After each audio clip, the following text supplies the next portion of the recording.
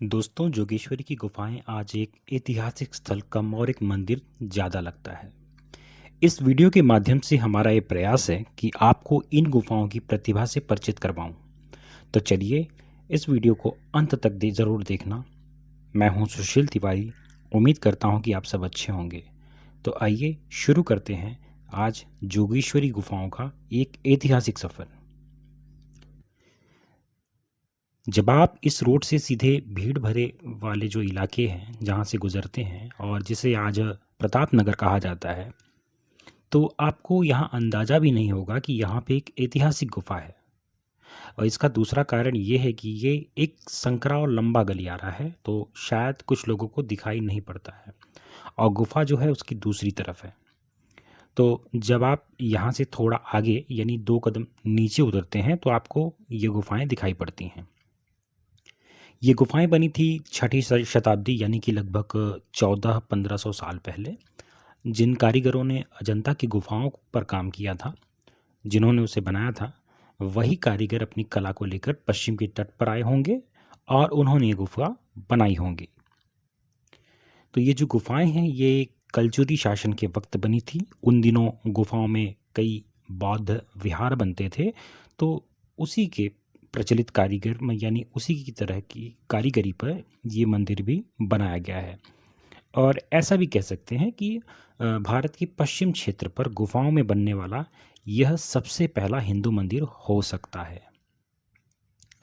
फिर जोगेश्वरी की गुफाओं में जो प्रयोग किया गया उससे ठीक 100 साल बाद एलिफेंटा की गुफाओं में दोहराकर सुधारा गया।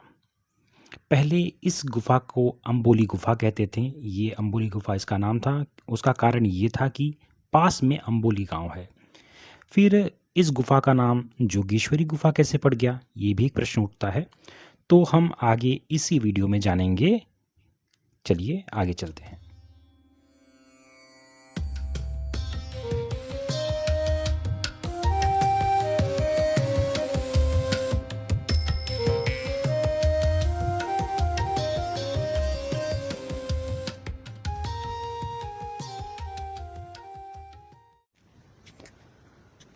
तो सबसे पहले हम मंदिर की वास्तु जो कला है उसको समझने का प्रयास करते हैं।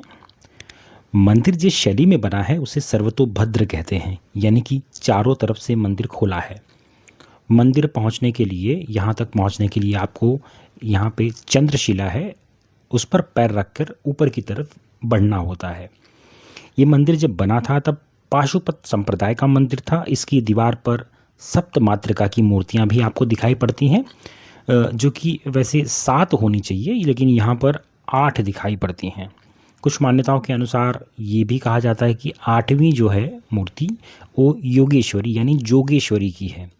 अब इतिहास के किस मोड़ पर जोगेश्वरी इस मंदिर की मुख्य देवी बनी, इसे बताना थोड़ा सा कठिन हो जाता है। योगेश्वरी देवी कुछ समुदायों की कुल देवी हैं। अंदर जो आपको मूर्ति दिखेगी वो बाद में स्थापित की गई है। पहले वहाँ पर सिर्फ पद चिन्ह यानी पैरों के चिन्ह बने हुए थे। पद चिन्ह जो है वो मूर्ति के नीचे ढके होते हैं और कपड़ों और आभूषण के बीच से शायद आपको नज़र आ जाए। और कुछ लोग ये भी कहते हैं कि ये पद चिन्ह जो है वो स्वयंभू है, लेकिन हम ऐतिहासिक दृष्टि से इसे लोक मान्यता ही कह सकते हैं और कुछ नहीं।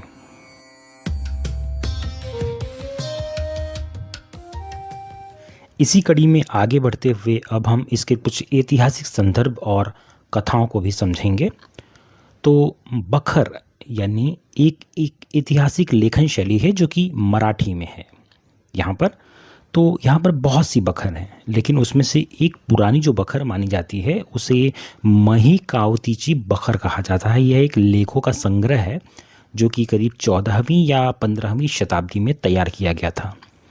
इस ऐतिहासिक लिखाई के पीछे एक पौराणिक कहानी भी ये है।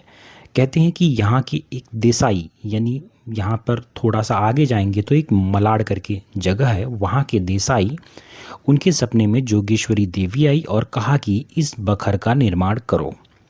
इस तरह शायद यहीं कहीं बैठकर यह बखर लिखी गई है। यहाँ के स्थानीय लोग आपको इन गुफाओं से जुड़ी कुछ कहानियाँ बताएंगे, जैसे किस प्रकार भगवान शिव ने यहाँ तांडव किया था, यहाँ पर पांडव कैसे आकर रहे। लेकिन मुझे कुछ कहानियाँ जो यहाँ पर रोचक लगी, उसमें सबसे रोचक कहानी ये लगती है कि इन गुफाओं में से एक रास्ता निकलता था जो कि महाकाली गुफाओं तक जाता है। महाकाली यहाँ पर यहीं से थोड़ा आगे 2-2.5 किलोमीटर की डिस्टेंस पे पड़ता है। तो यहाँ से वो रास्ता वहाँ तक जाता था। अगर वो रास्ता रहा भी होगा तो आज अगर आप देखेंगे तो आगे जोगेश्वरी विक्रोली लिंक रोड बन चुका है। तो वो कहाँ पर है इसके बारे में मुझे तो नहीं पता, लेकिन यहाँ पर लोग इस प्रकार की कहानियाँ सुनाते हैं।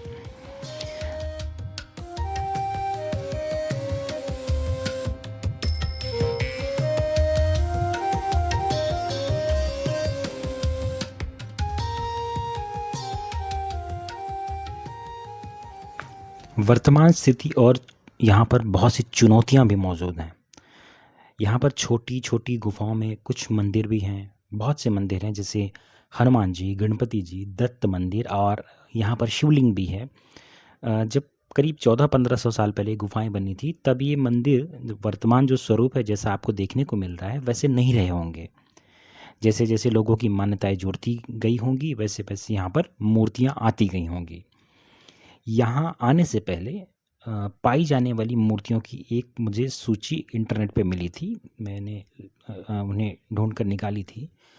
तो लेकिन वो मूर्तियाँ जो हैं, जो सूची मिली थी, मूर्तियाँ थोड़ी ख़राब और जर्जर अवस्था में हैं, इसलिए उनको ढूंढने में काफ़ी यहाँ पर तकलीफ़ हो रही है।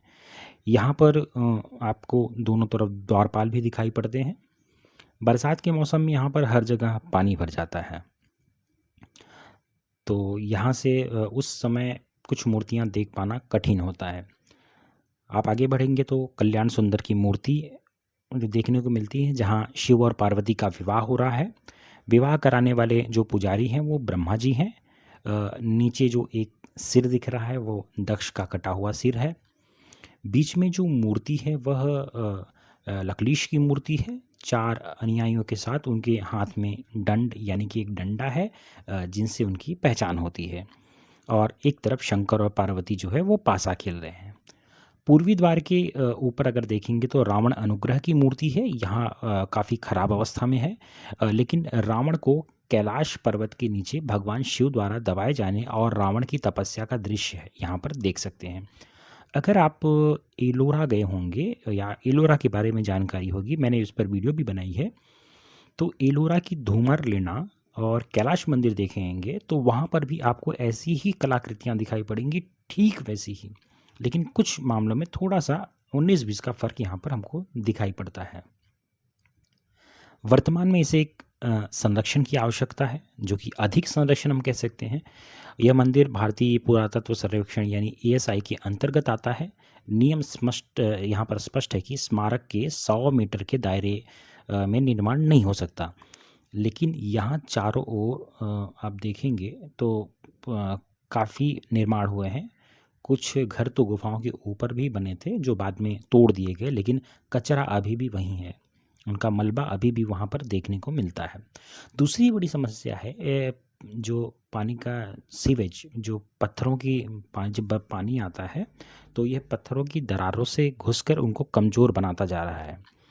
तो हम सरकार को तो इस मामले में दोषी नहीं कह सकते, लेकिन हमें भी सोचना चाहिए कि हम क्या कर रहे हैं। एक तो हम जो कर रहे हैं कि यहाँ एक श्रद्धालु बनकर नहीं, श्रद्धालु बनकर तो आ ही रहे हैं, साथ में पर्यटक भी बनकर आ रहे हैं। तो भगवान आपको हर जगह मिलेंगे ही, ऐसी बात नहीं है। लेकिन ये जो ऐतिहासिक गुफाएं हैं, ये ऐतिहासिक गुफाएं हर जगह नहीं मिलेंगी। यहाँ पर कैसे पहुँचना है? तो अगर आप यहाँ पर आपको आना है तो यहाँ पर जोगेश्वरी स्टेशन ईस्ट से लगभग 1.5 से 2 किलोमीटर की दूरी पर यहाँ पर स्टेशन पड़ता है। नज़दीकी मेट्रो अगर स्टेशन की बात करें तो जोगेश्वरी ईस्ट यहाँ से करीब 500 मीटर की दूरी पर है स्टेशन। तो यहाँ पर आप आसानी से पहुँच सकते हैं। मैं उम्मीद करता हूँ कि मेरे द्वारा दी गई ऐतिहासिक जानकारी और इस गुफाओं के बारे में जो कुछ भी है मैंने आपको बताया है, पसंद आई होगी। उम्मीद करता हूँ कि आपको अच्छी लगी होगी। इसी तरह हम जल्द मिलेंगे एक नई यात्रा और नई जानकारी के साथ। तब तक